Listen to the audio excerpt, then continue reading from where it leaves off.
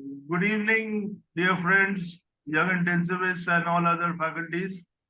Welcome to today's session, Young India Intensivist Webinars, Critical Care Sunday Webinars, number 121. The topic for today is subarachnoid hemorrhage, something which happens quite commonly and has devastating consequences. Speaker is Dr. Saurav Anand. So Dr. Saurav Anand is Chief of Neurointensive Care and Neuroanesthesia at Artemis Hospital, Gurgaon. And he is a very passionate neurointensivist.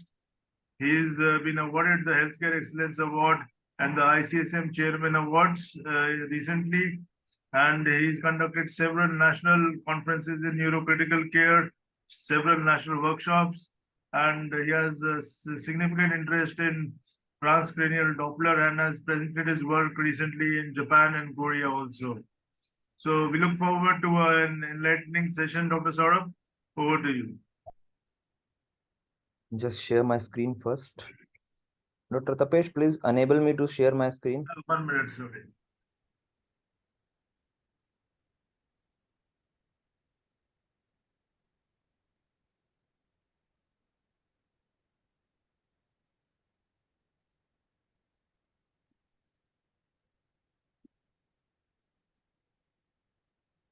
Able to see it? Yes. Okay. Just hold on.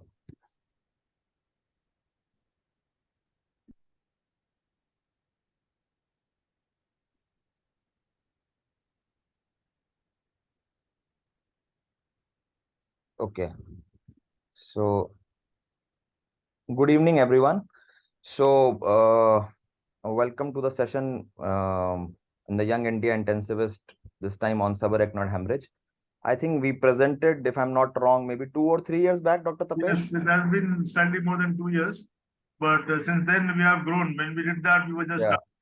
Yeah, so it is almost 2 or 3 years back when I presented in the same forum about subarachnoid hemorrhage.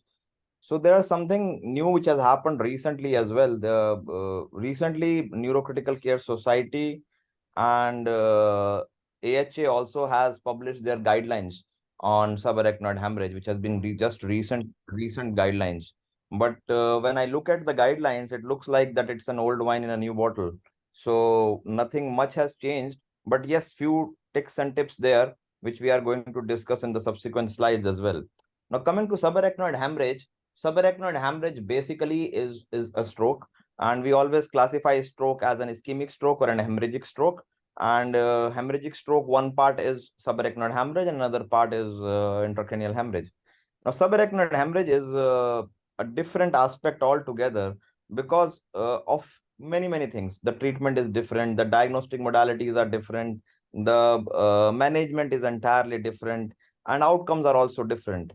Sadly, around 13 or 14% of the patients actually die in the hospital despite a very good treatment in the hospital, and almost 25% of the patient never reaches to the hospital of subarachnoid hemorrhage. And the important thing that it differentiates from the stroke is that it actually affects the working age group, with the mean is around 50 to 55 years of age in which this subarachnoid hemorrhage is happening.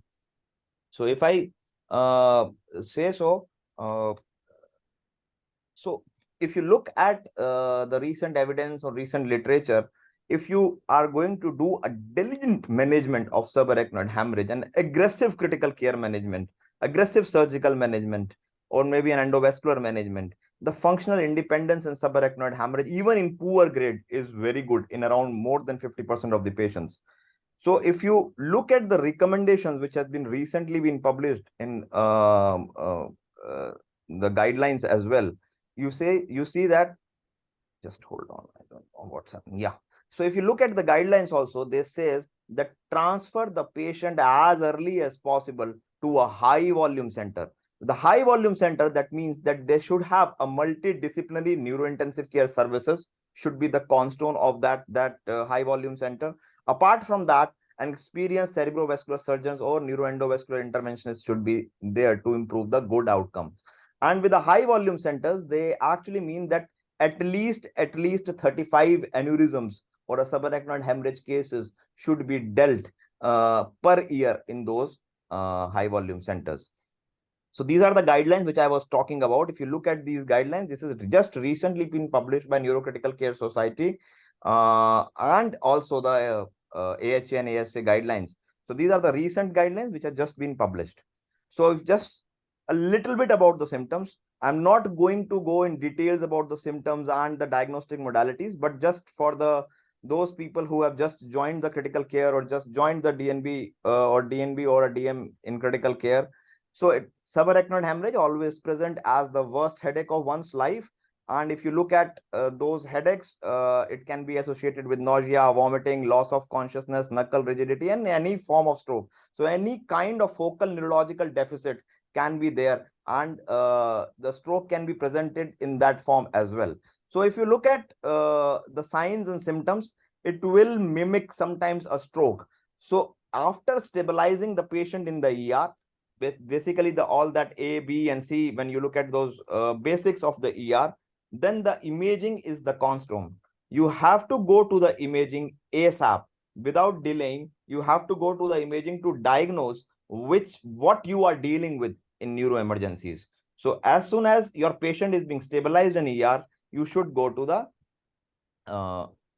neuroradiology suite. Now this has been there from years, but particularly highlighted in these guidelines, that Ottawa SAH rule. Now what is there in this? This says that for an alert more than 15 years of age patient with a severe non-traumatic headache reaching maximum intensity within 1 hour, the patients who should go for additional investigations for SAH if they are going to satisfy one of these 6 criteria.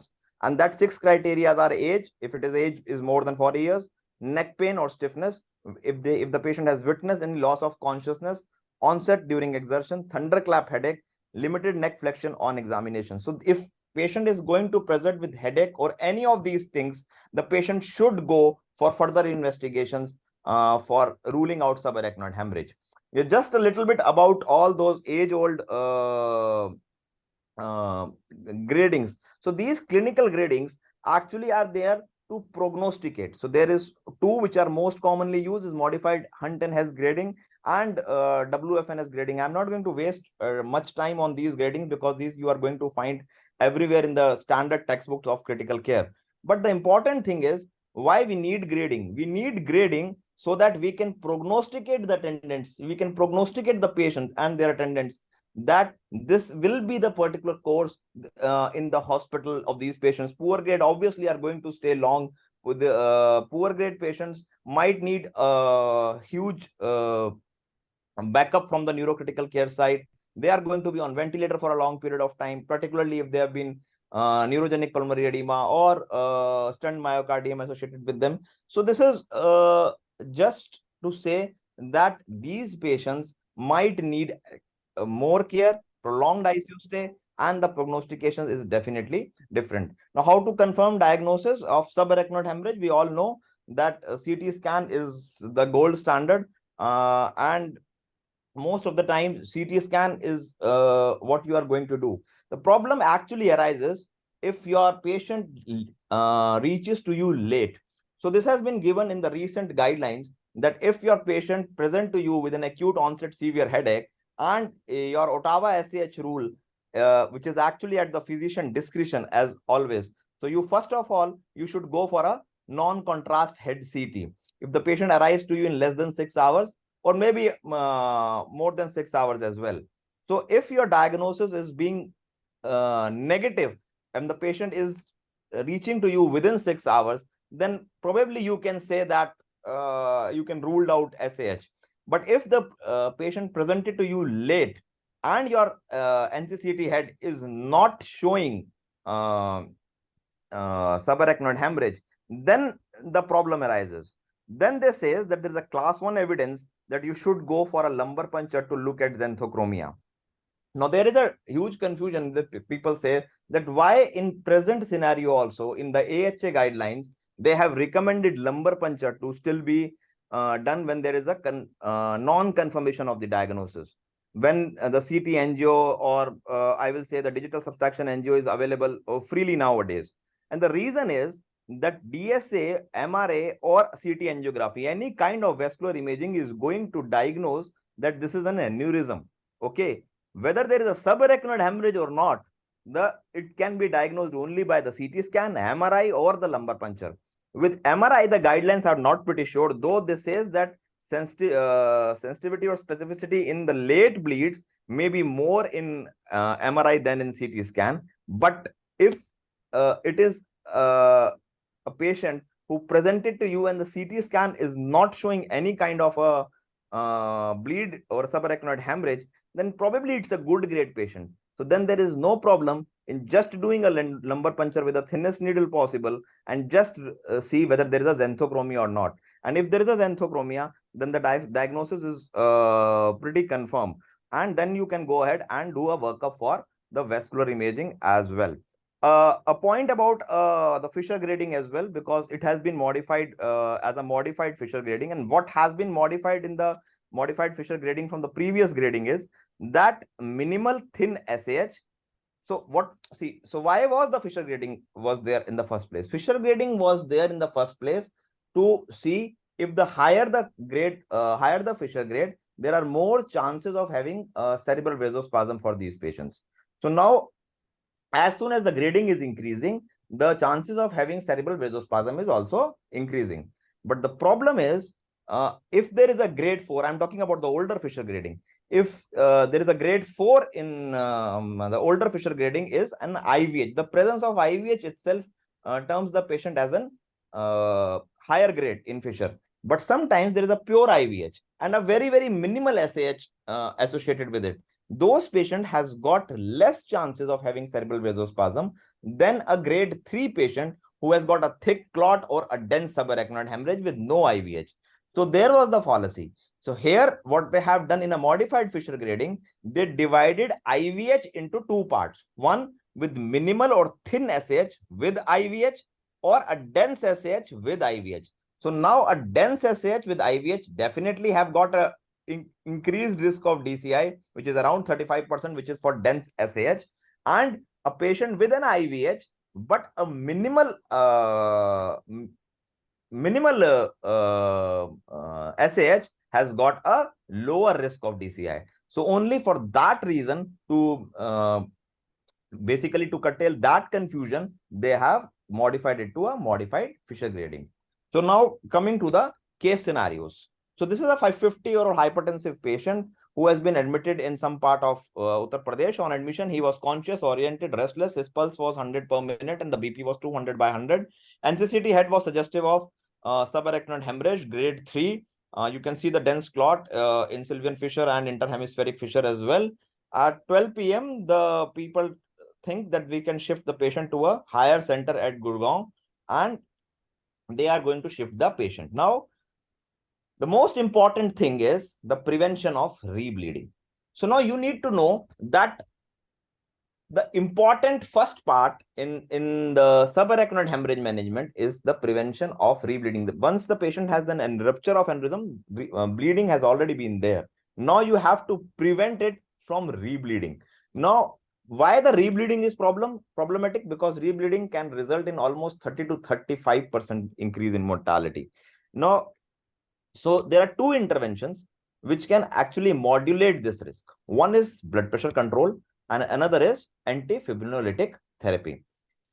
Now, there are enough things which have been said about the blood pressure control. If you go to any center, they have their own modes of controlling blood pressure in a subarachnoid hemorrhage. And if you look at the guidelines, even in 2012 and 2012, they says that we don't have enough evidence. Okay, they say that just keep a mean blood pressure less than 100, systolic BP less than 160. If you look at the AHA guidelines, they says keep it less than 160. It is reasonable to do so. If you look at the present guidelines, Neurocritical Care Society, it says that there is insufficient evidence to recommend a BP reduction goal for the treatment of hypertension before aneurysm treatment in acute subarachnoid hemorrhage. And if you look at the AHA guidelines also, they says that if the aneurysm is unsecured, frequent BP monitoring and BP control with short-acting medication is recommended to avoid severe hypotension, and blood pressure variability. So they say that blood pressure variability has been associated with worse outcome rather than an excessive BP reduction. So important thing is they also mentioned this time that BP at presentation, brain swelling, hydrocephalus, and history of hypertension and renal impairment do play a role in what kind of blood pressure you are going to keep in this patient. Now, I will just want to dissect it out for the residents who are listening. So, supposingly, a patient comes to you of subarachnoid hemorrhage in the ER, and the BP was this 200 by 100. Now, there are few things which you need to look at. First, whether the patient is good grade or a bad grade patient. Good grade or bad grade means whether the patient is an Hunt and Hess grade less than 3 or more than 3, or WFNS grading more than 3 or less than 3. So good grade and bad grade means whether the, or if you can simply look at the GCS, what kind of GCS the patient is in. So if the patient, and secondly, you have to look at the Fisher grading also, whether the Fisher grading is 3 or more, or whether the Fisher grading is less than 3. So a good grade patient coming early to you. Okay, I'm just dissecting it out. First subset is good grade patient and patient coming early to you. Early means within 24 to 48 hours. No, everyone knows that in first 24 hours, the risk of re-rupture of aneurysm is around 4%. Okay, and some books, some literature also says that it is around 4 to 14% variable. But yes, we all know that in first 24 hours, and in fact in first 12 hours, the chances of re-rupture of aneurysm is the highest. After that period of time, the rupture risk goes down to around 1% subsequently every day. So important is, now the patient comes to you is a good grade. Second aspect of that is that patient comes early to you. So in that particular situation, you can go down on the blood pressure. I will personally go ahead and decrease the blood pressure to around 140 to 130, because I know in this type of a subset, there is nothing in the Fisher grade, so there is no rise in ICP in that patient. Patient is a good grade patient, so patient is going to be very well managed with a blood pressure lower down as well, and I am able to decrease that risk as well. Now take it this patient only. It's a good grade patient. Now the patient comes late to you. Late means it comes to you on a 4th day or a 5th day or a 6th day. Patient was wandering around in various centers. Now the patient has come to you on a 4th or 5th day.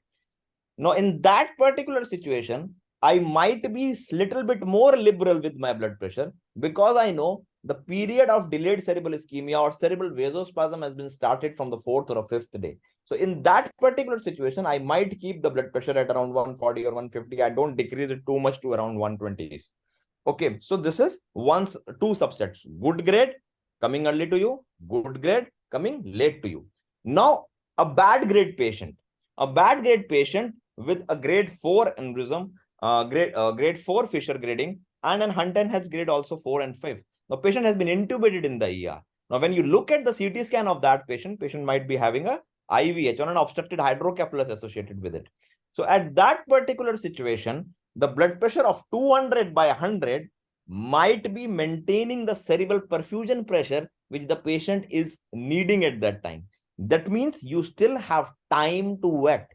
Don't go in a hustle bustle and think that the patient is having a subarachnoid hemorrhage, patient is gotten an aneurysm bleed, the BP is 200. I just go and decrease this blood pressure because the aneurysm can rupture. This will be the biggest mistake which you are going to do with that patient, because that blood pressure presently might be maintaining the cerebral perfusion pressure in that patient. In that situation, your surgeon should go in and put an EVD in that patient. Once that EVD has been put, you can always have the luxury of measuring the opening pressure, which will come with your simple arterial transducer. Now, if that arterial transducer might be showing an ICP of 30 or 40, and your mean arterial pressure might be 100 or 110, you know that a map of around 70 was there when the patient arrives to me. Now, once an EVD is there, definitely your ICP will come down when the EVD starts draining. So at that particular time, you start decreasing your blood pressure as well by maintaining the same cerebral perfusion scenario, that is the mean arterial pressure minus ICP, which governs the cerebral perfusion pressure. So this is how in a bad grade patient, you are able to manage those patients, because in a bad grade patient, And specifically on a fourth or a fifth day, if you decrease the blood pressure too much, there are chances that the patient might land up into infarct because of hypoperfusion. So there is no correct answer that at what blood pressure your patient might be doing well. It is on a case-to-case basis. You need to select at what blood pressure is right for the particular patient. Now, second important thing which prevents the rebleeding is, does antifibrinolytic helps? So there is an enough evidence that in the previous, I won't say enough evidence, I will say it was basically the studies were done late. So they always says that antifibrinolytic is associated with poor outcome, because in that situation, they were starting antifibrinolytic late, maybe on a third or a fourth day. And in that situation, the ischemic complications already started to wean in, that is coming in, that is delayed cerebral ischemia already started to coming in those particularly in a fourth or a fifth day. So this is that, okay, go ahead and give tranexamic acid or other antifibrinolytic earlier. So in the previous guidelines, they says that a short-term therapy with tranexamic acid might be useful in decreasing that rebleeding rate. So it can be given, or it is reasonable to give that. The recommendation is actually 2B with not very good studies supporting it. This says that it is reasonable that you give tranexamic acid 72 hours before, or the coiling, whichever is earlier. So if you are able to secure the aneurysm, stop giving tranexamic acid, or if you haven't secured the aneurysm, give Trenexa before you secure the aneurysm within 72 hours, whichever is earlier. But if you look at the recent guidelines, NCS, they says that there is no role of giving tranexamic acid, and routine use of antifibrinolytic is not useful to improve functional outcome, has been given in AHA guideline as a third A.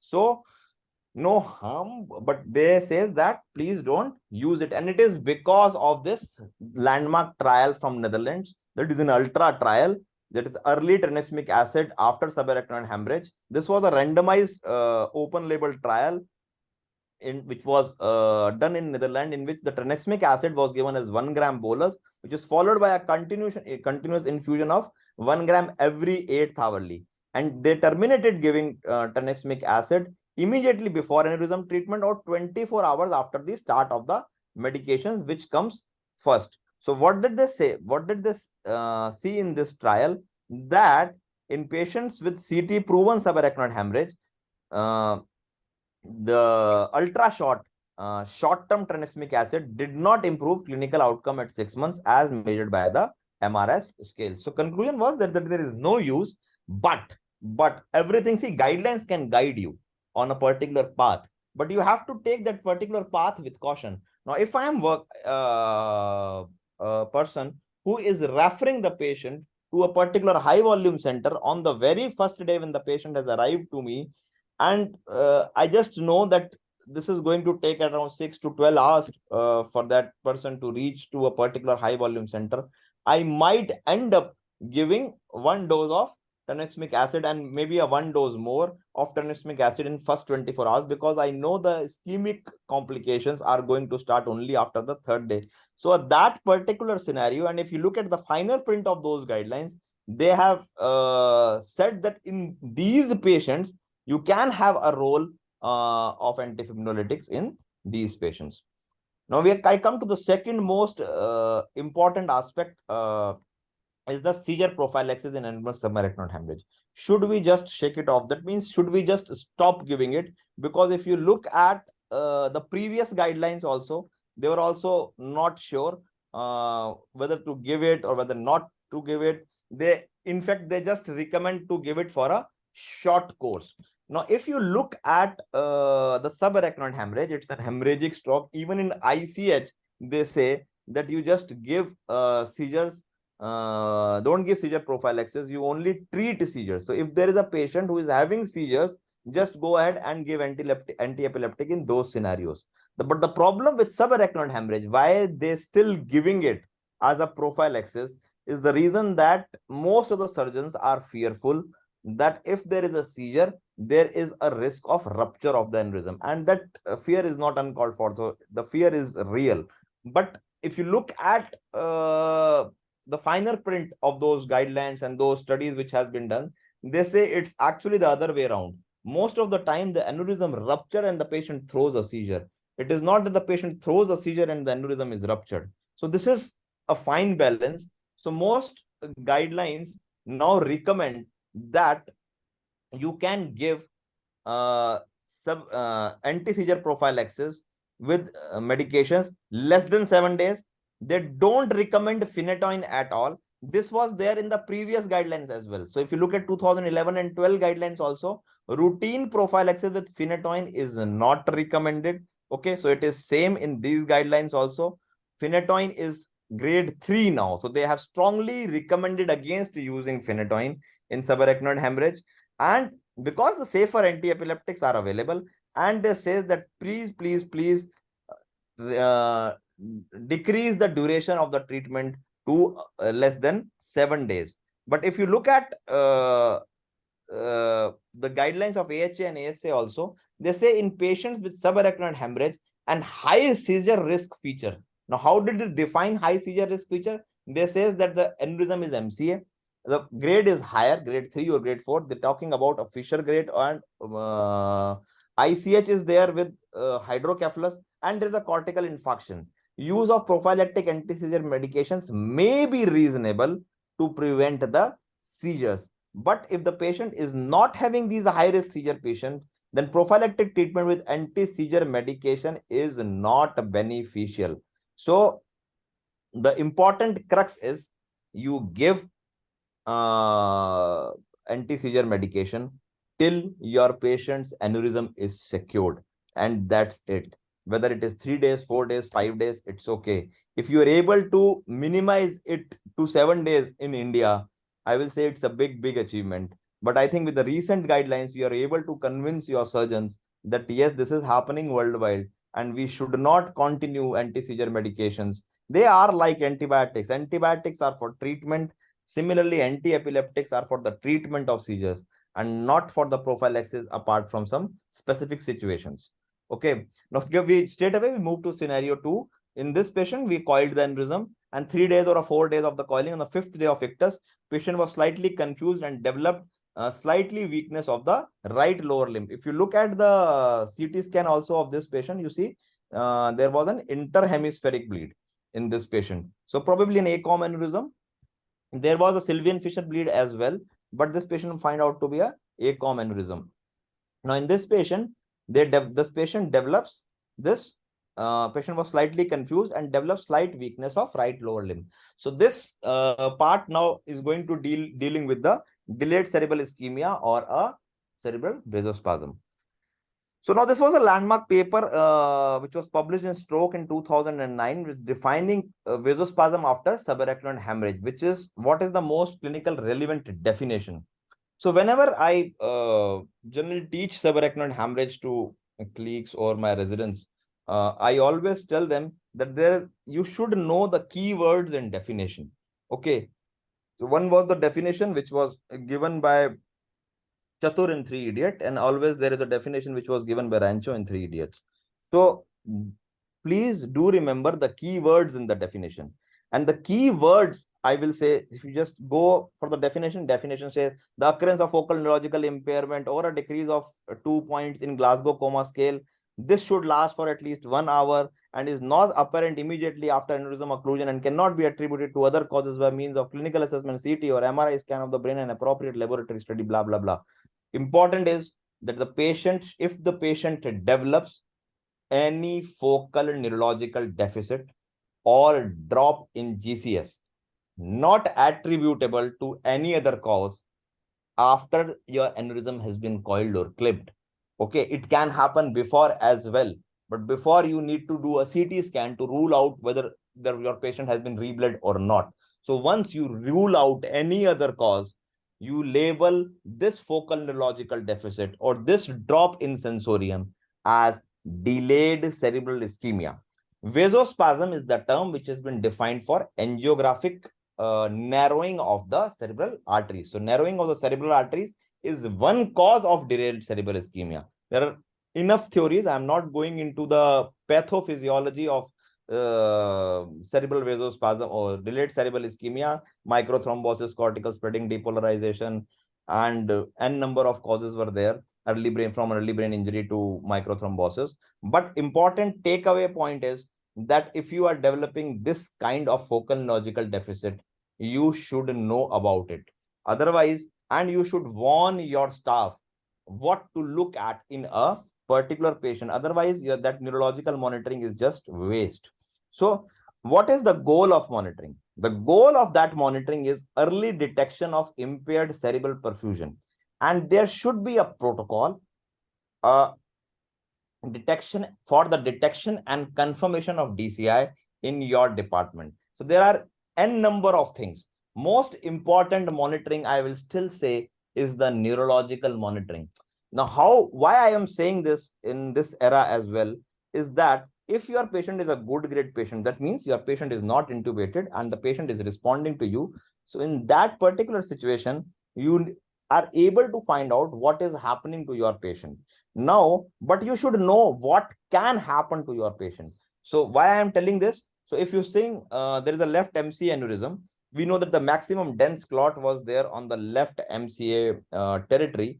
Then you should tell your staff if there is any kind of speech difficulty which is arising in that patient. If your patient is not able to respond to you, not able to speak, or there is a hemiparesis or a hemiplegia or a drop in power on the right side is developing, then you should please inform me immediately. So you tell your staff particular about those things. If your patient has got an ACOM aneurysm, your maximum dense clot is at the interhemispheric fissure, then you should tell your staff that please look at a particular power of the lower limbs. Particularly, patient might be confused with the frontal lobe syndromes might be happening in that patient. So you should look at that particular point as well. I'm not saying with where the dense clot is there, the patient can develop symptoms of that side only. It has been proven so many times that the patient can develop a cerebral vasospasm in entirely different territory in which the blood was there. But definitely, you should tell your staff what to look at. So that is why you are able to make your neurological monitoring very, very significant. Now, I will say that apart from the neurological monitoring, the best tool which you are having with you is the transcranial Doppler. Now, what happens in the transcranial Doppler velocities? The transcranial Doppler velocity for MCA spasm has been defined as mild, moderate, or severe, depending on the mean flow velocities. So I'm not going to teach you 120 to 150 is mild, 150 to 200 is moderate, no more than 200 is severe. And you must, the most important thing is always look at the Lindegard ratio as well. The Lindegard ratio is the MCA velocity and the ipsilateral extracranial ICA velocity ratio. If that is more than 3, it is indicating that the cerebral vasospasm is there. So for TCD, I will say for MCA particularly, there are, I'll say 4 numbers are very important to you: 120, 200, 3, and 6. Now, if your velocities are more than 120 and Lindegard ratio is more than 3, then the patient is having cerebral vasospasm definitely. If your patient is having velocities more than 200 and Lindegard ratio more than 6, then the cerebral vasospasm is severe. But if the patient is having a Lindegard ratio of between 3 to 4 or 5 and your velocities are more than 200, then there is a lot of hyperemia also is happening at that particular situation. So you need to interpret these values very, very carefully. But if you look at the ACS territories particularly, it has not been defined as mild, moderate, or severe vasospasm in ACA territory. It has been defined as probable, possible, or definitive vasospasm. For probable vasospasm, the velocities might be around more than 80. For possible, it might be more than 100. And for definitive, more than 120, it has been said that the ACAs are in spasm. And why it is so? Because ACAs are involved in collaterals. So that is the reason. Now, in this patient, what has happened? The ACA velocities were rising in these patients. If you look at the ACA velocities, they were rising in these patients. Okay. And when I look at the MCA velocities were also rising. MCA velocities were around 190 to 200. But when I observed the Lindgard ratio in this patient, it was low. So what was happening? Bilateral ACAs were going into spasm, and MCA from the leptomeningeal collaterals were helping filling that ACA territories. So that is why MCA velocities have been increased, but Lindgard ratio was low because the hyperperfusion was still hyperperfusion was happening, and because of the leptomeningeal collaterals, this MCA flow was increased in MCA territories. Okay, so you need to look at all those things. You can see that simultaneously screen we are doing an ICP monitoring also in these patients with the EVD which was there, not with the ICP monitor.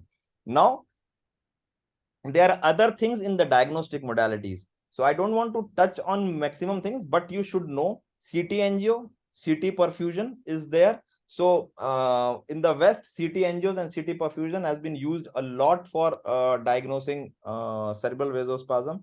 Another thing is continuous EEG monitoring. So if continuous EEG monitoring, generally it is going to tell you beforehand if the delayed cerebral ischemia is going to happen. And there are a lot of variables in continuous EEG monitoring, like alpha to delta ratio, decreasing of alpha to delta ratio, and developing of new focal epileptiform discharges in that situation. So these are there, but the problem is you need an expert to go for EEG changes. You need to be an expert for TCD also, but it is much simpler and a lower learning curve than the EEG. Apart from that, NIRS and all other technologies, they have not been validated for cerebral vasospasm. But obviously, vascular imaging like DSA or is the gold standard to diagnose cerebral vasospasm. Now, coming to the management straight away, even now, I will say that only three things has got an established role in the literature. One is nimodipine. By the age-old British trial which was done, it is still valid in the present guidelines also that nimodipine should be given in 60 milligram fourth hourly for the prevention of delayed cerebral ischemia and prevention of neurofocal neurological deficit. And definitely, nimodipine is not just working by vasodilating the things, it is working by other mechanisms. I'm not going into that. But as for triple H is largely gone now. The only H which is significant in triple H is hypertension. And the third important thing is the endovascular management. In the endovascular management, it can divide it into two parts. One is chemical angioplasty. That is once you go in and give intra-arterial dilators like nimodipine, milrinone. People have given piperacillin, verapamil, nicardipine in the West. And most common intra-arterial dilators which have been used in India are nimodipine and milrinone. Okay. And the second is the balloon angioplasty of the proximal vessels.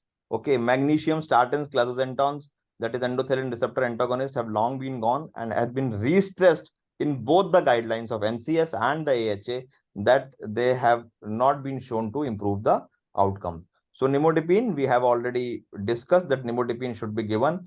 And if your patient is suffering from hypotension when you are giving nimodipine, some of the practical tips I just wanted to give you, you can decrease the dose to half.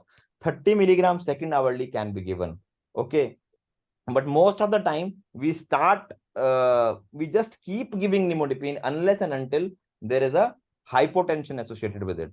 But mind you, IV nimodipine or IV nicardipine has been categorically said no in these recent guidelines because they are causing hypotension, and hypotension is causing more harm than giving IV nimodipine. So nimodipine should be used as oral.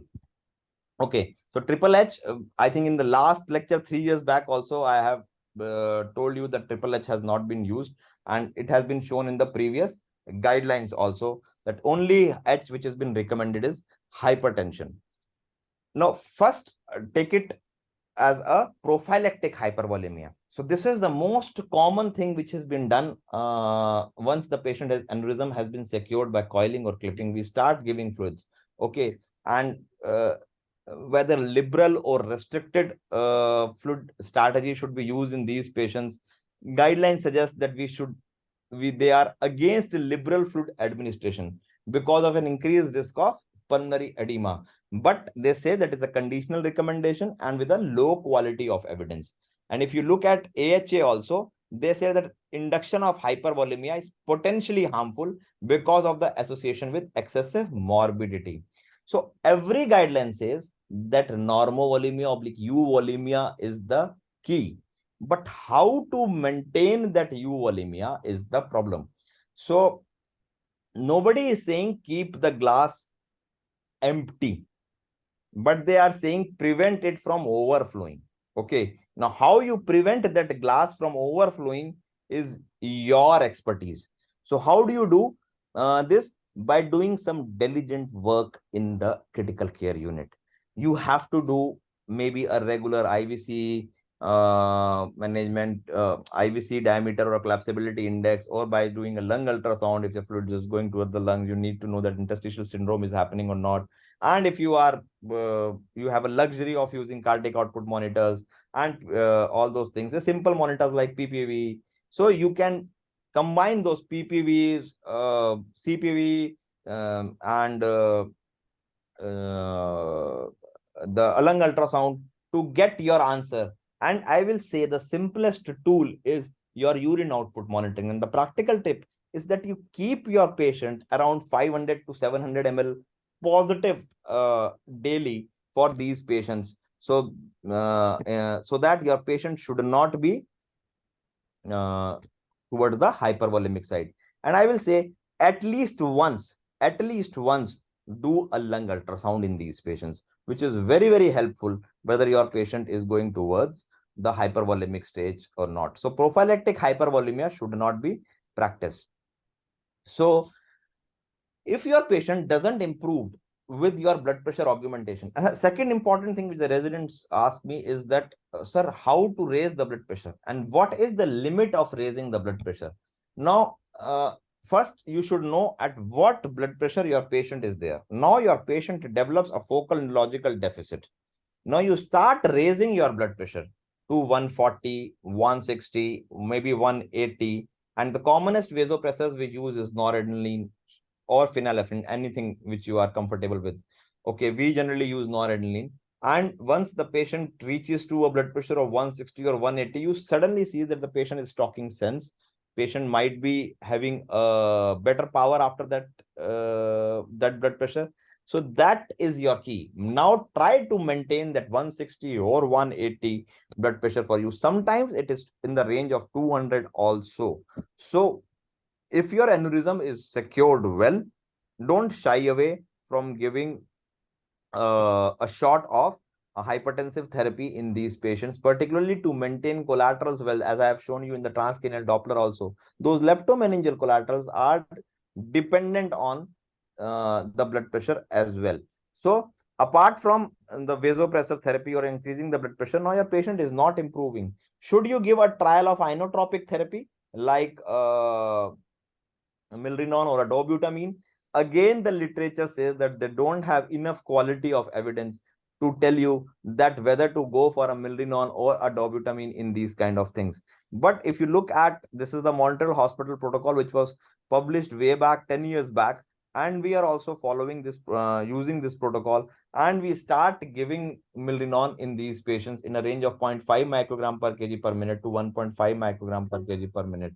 And generally BP has been increased with the help of noradrenaline. We always maintain a good blood pressure rather than using inotropes and decreasing it. So if you are giving milrinone and your patient is having hypotension or tachycardia associated with it, decrease the dose of milrinone and maintain the blood pressure. Blood pressure maintenance is the key.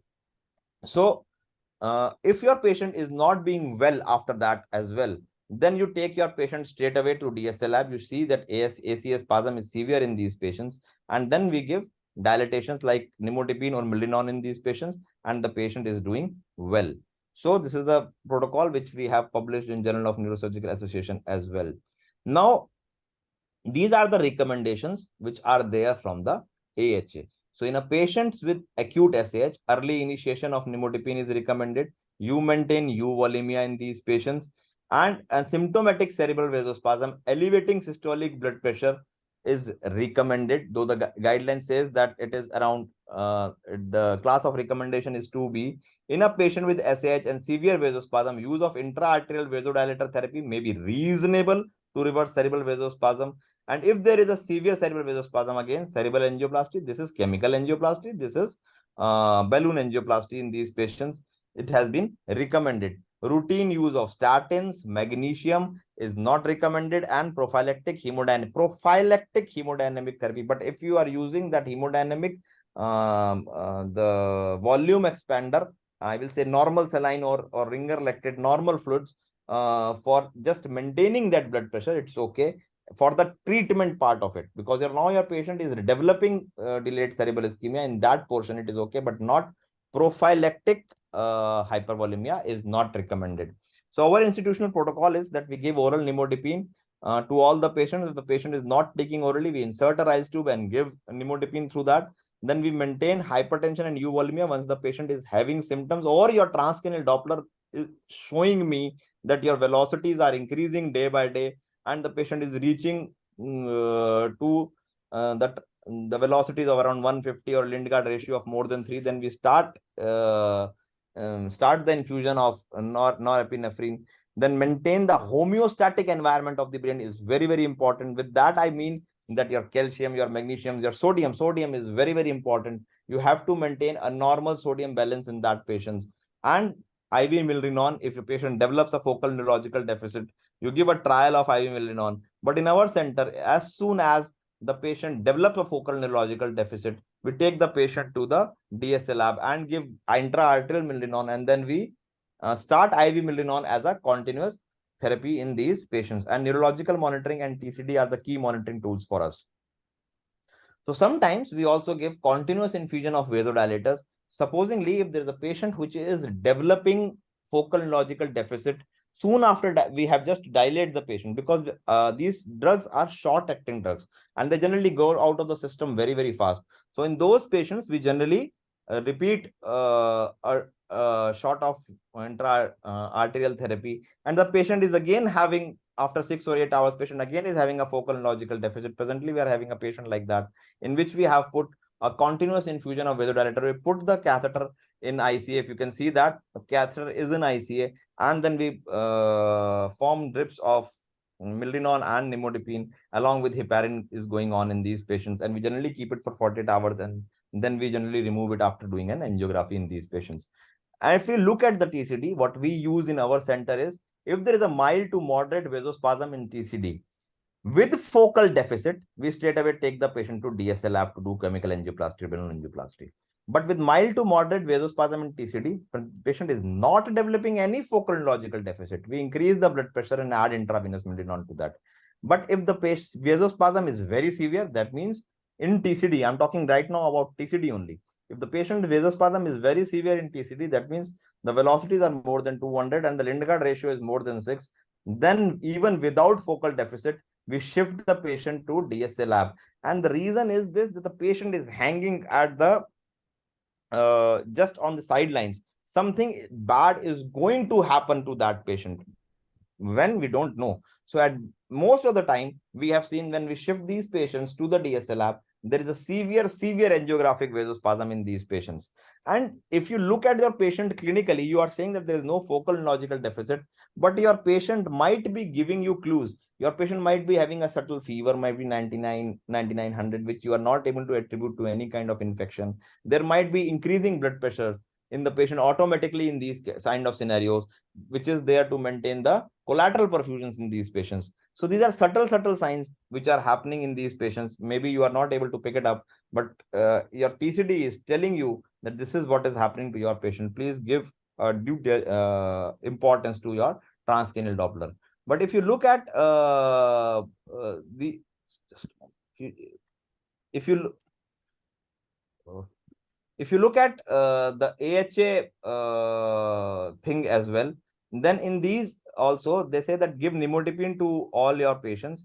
Then reliable neurological examination. They have given class 2D, 2A to TCD monitoring. Consider invasive monitoring as well. Avoid prophylactic augmentation. It causes more harm. Worsening neurologically or monitoring when neurological examination is unreliable. Address examination co-founders, elevate blood pressure, maintain euvolemia. Additional imaging as indicated. I already told you that they are using CT and CT angiography very frequently. If there is a worsening is resolved, it's okay. If the worsening doesn't resolve, they take the patient to DSLR, endovascular rescue therapy, that is spasmolytic, that is chemical angioplasty or balloon angioplasty. This is what they are doing to their patients. So they are selecting those patients for endovascular therapy in which elevation of blood pressure, maintenance of euvolemia is not able to correct the deficit which is happening that patient. If that worsening is not resolving, they are taking that patient to DSLR. This is what we are doing for last 15 years as well. So now this is the scenario 3. This is for delayed cerebral ischemia management. Now this patient, this is a 55-year-old 110 kg male, known case of hypertension. She complains of severe headache and LOC, NCCT, Fisher grade 3, aneurysmal bleed was there. Patient shifted on emergency on ventilator support, E2, V2, VT, M5. On admission, her BP was 85 by 60. Her sodium was 119. HB was 8. So this is about what to do about the anemia, what to do about the hyponatremia in this patient, and how to go about the neurogenic pulmonary edema in these patients. So this was a chest X-ray of that patient. There was pulmonary edema in that patient. Now, neurogenic pulmonary edema is very common in a grade 3 or a grade 4 SH. And every now and then this patient comes to you with cardiac enzymes which are generally raised, ejection fraction which is severely depressed in these patients. There is a stunned myocardium or a Takotsubo myocarditis in these patients. Increased troponin levels, arrhythmia might be there. Any kind of ECG changes from STT depression to ST elevations can be there in these patients. And I have seen at least 3 patients in last, I will say, 7 years, which have been stented. Okay, and on table they have a loss of consciousness, and when the CT was done, it was a subarachnoid hemorrhage was there in these patients. So neurogenic stress cardiomyopathy or stunned myocardium are the terms which are being used for this. How will you manage these patients? So these patients are being managed, and they sometimes require higher monitoring like cardiac output monitor or a TE or a I will say simple focus to know about the lung ultrasound, to know about the IVC, to know about the echoes in these patients. So that is going to tell you what is the condition of your heart and lungs in these patients. Now, the important problem is that if I just go for the treatment part, the important problem in these patients is that if you give diuretic to these patients might become hypovolemic and they develop an ischemic deficit. But if you largely look at the scenario, God has been kind to us in subarachnoid hemorrhage. And the reason why I'm saying this is that neurogenic pulmonary edema or stunned myocardium generally developed in first 72 hours. That is first 24 hours, I will say, and start decreasing after that, because it is happening because of the catecholamine surge which happen at the time of bleeding. So at that particular time, the neurogenic pulmonary edema or the stunned myocardium has already happened. Now you can use judiciously by using all your monitors, your diuretics you can use your cardiac output monitors, and you can use your dobutamine and milrinone to increase cardiac output. Why I am saying this? Because at that time, your cerebral vasospasm has not been developed. Cerebral vasospasm or delayed cerebral ischemia, the time period generally is after the 3rd day. So till that time, if you are very good in your management of neurogenic pulmonary edema or a stunned myocardium situation, these situations generally improve. You generally need to give the symptomatic treatment to these patients, and these patients generally improve after a particular time period. And our patient also improved, and you can see look at the x-rays also. Now, as such, for the management of hyponatremia, Hyponatremia is a tricky situation. In this, we generally don't do fluid restriction, even if it's an SIADH, because fluid restriction sometimes result in delayed cerebral ischemia. We have to still maintain a euvolemia, and what we are targeting as euvolemia might be on a higher side for an SIADH patients. So mineralocorticoid do come into play, and fludrocortisone is the commonest mineralocorticoid which has been used to maintain the sodium balances in these patients. Again, the literature doesn't support the use of mineralocorticoid, but they are saying that it is up to you as a physician when you are going to use it. We also use hypertonic saline in these situations, and sometimes mineralocorticoid depending on the patient scenario as well. So fluid restriction should not be used to treat hyponatremia.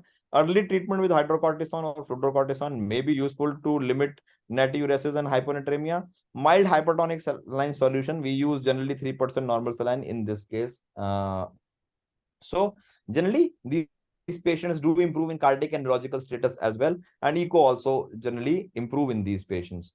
As far as fever, DVT, these things are concerned, see, fever, what happens if the patient develops fever? We in our unit generally use a diclofenac infusions in so that the fever should not come into those patients. We prevent because it increases the cerebral metabolic oxygen demand in these patients, and your patient is already having a phase of delayed cerebral ischemia. But the vessels is thinned out, it is supplying less blood to a particular territory, and fever is increasing the metabolic oxygen demand. So in that particular situation, the patient might develop delayed cerebral ischemia if the patient develops fever. So you have to work diligently to find out the cause of fever. You have to rule out infectious causes of fever, definitely. But sometimes the fever is central in origin, what we commonly use as central word. It might be because of subarachnoid blood, maybe because of an IVH, maybe because of cerebral vasospasm. The patient might be having fever. So you have to prevent rise in temperature. Hyperthermia is not desirable in these patients. It is independently associated with poor outcome in whatever studies you going to find out for the subarachnoid hemorrhage. Anemia and transfusion, again, there are no specific guidelines when to give transfusion, whether to go for a restrictive or a liberal thing. I am a proponent of a liberal therapy in subarachnoid hemorrhage. We generally keep a hemoglobin of at least 9 in these patients, though data doesn't suggest what I am doing, and data actually doesn't suggest that keeping 7 is also good. But definitely in a patient who is having repeated focal neurological deficit which is happening because of delayed cerebral ischemia, I am not happy keeping the hemoglobin at around 8. I'm more happy in keeping higher hemoglobin values than keeping a lower one in these patients. In 2023, NCS says that available evidence is insufficient to provide any recommendation supporting the treatment of patients with aneurysmal subarachnoid hemorrhage with a transfusion threshold higher than hemoglobin of 7 gram per deciliter. DVT, again, if your aneurysm has been secured, there is enough evidence that you can start giving pharmacological prophylaxis, especially if your patient is bed bound, if your patient is poor grade, if your patient is still you are not able to mobilize after your aneurysm has been secured. Okay, so I will say SCD devices should be routinely used in all patients in SAH patient, and pharmacological thromboprophylaxis seem to be safe if started after 12 to 24 hours after aneurysm management. See, I have told you in the very beginning, we have to keep the homeostatic environment of the brain in a good shape. And with that, we mean sodium, fever control, glycemic management, all these things, hypercarbia, hypocarbia, normovolemia, blood pressure management, all these come in that state that we have to maintain a good homeostatic environment to the brain so that delayed cerebral ischemia should not happen in this patient. So if you do a diligent management, if you do a good critical care management in these patients, most of the patients do well, and it's a team job. I will say the baton always passes from one to the other person in the team. The ER people start with the battle which started with the ER people. They have to do some good things in that golden hour. If they are going to decrease the blood pressure of that patient from 200 to 100, and thinking that it is an aneurysm patient in a poor grade patient, they're already heading the patient towards cerebral infarction. Okay, so the baton then from ER passes to the neurointensive care team. From the neurointensive care team, it passes to the surgeon or the neuroradiologist who are going to coil or clip the patient. And from that, the patient again comes to you for the neurointensive care part of the management. And if you are delaying, if you are not able to pick up the focal neurological deficit in time, the patient is definitely going to have a cerebral infarction. And after the infarction has already happened, you are not going to change anything. So if you are able to pick up those subtle neurological findings, if you are able to help them with transcranial Doppler and tell them that this is something which is bad, which is going to happen to your patient, then the baton again goes to the endovascular team. They go for intraarterial dilatations, and your patient is safe. So by doing all this management as a teamwork, your patient walks safe to your home, to his home, thanking you for your expertise. So it's a team job, and I thank Dr. Tapesh with that. With that, I just wanted to tell each one of you as well that we are having a conference which is going to be from 30th September to 2nd of October, and it will be having a lot of workshops. Even on transcranial Doppler, the workshop is there. Lot of international faculty which is coming in that conference and workshop, and I hope that every one of you will enjoy a good scientific extravaganza in that conference as well. So thank you, Dr. Tapesh. Any questions? I'm open to it. Very nice as usual, detailed and with a lot of practical experience. So just stop the share screen, sir. Yeah, I'm just stopping it. I think it stopped. No, it does not stop. I have To stop share, you have ended the show. You have to stop. I think just a moment. It has gone from here. Stop share.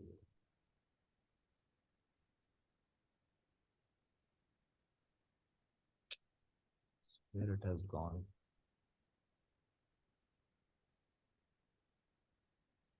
Stop share. Now it has gone. Yeah, now it's gone. So very nice. Just one or two questions you said about the use of milrinone. So as compared to dobutamine, this is preferred, or is it what? Like what about use of dobutamine? Because milrinone is very costly also. I think. Yes, milrinone is costly than dobutamine, definitely.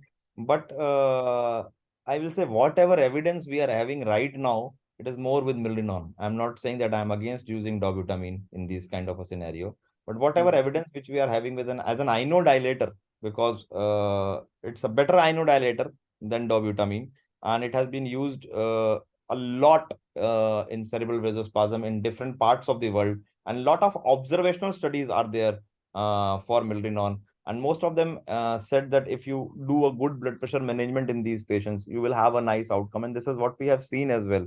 So we generally go with milrinone in these patients. Okay. Is there any difference in the cerebral receptors for dobutamine and milrinone? Nothing like that.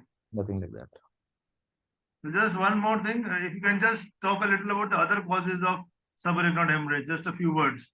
There are many other causes. The most common cause of subarachnoid hemorrhage is trauma. Okay, but there is a difference of aneurysmal subarachnoid hemorrhage and a traumatic subarachnoid hemorrhage. And traumatic subarachnoid hemorrhage generally it has been limited to cortical subarachnoid hemorrhage. It is not there in the basal system, because in the basal system it lies circle of Willis is there. So aneurysmal subarachnoid hemorrhage generally starts from there and then spreads to cortical thing. In the traumatic subarachnoid hemorrhage, it is then the cortical subarachnoid hemorrhage which is there. Generally, cerebral vasospasm has been found less frequently associated with traumatic subarachnoid hemorrhage. In fact, it is not there largely with traumatic subarachnoid hemorrhage. And there are other causes like AVM malformation, sometimes present with the intracerebral bleed and along with subarachnoid hemorrhage. There is a CVT which can sometimes present with a cortical SAH and a venous infarct or a venous bleed for subarachnoid hemorrhage bleed. And there will maybe if I'm not wrong, cavernous this malformations can also sometimes present with subarachnoid hemorrhage. So these are other causes for subarachnoid hemorrhage. Okay. So I think there are no questions, and we'll put it up on the YouTube, and hopefully people can go through it, and the other world can also go through it. So thanks, Saurabh. Till the next lecture. Thank you so much. All the best for your conference. Take care. Bye, everybody. Okay, bye.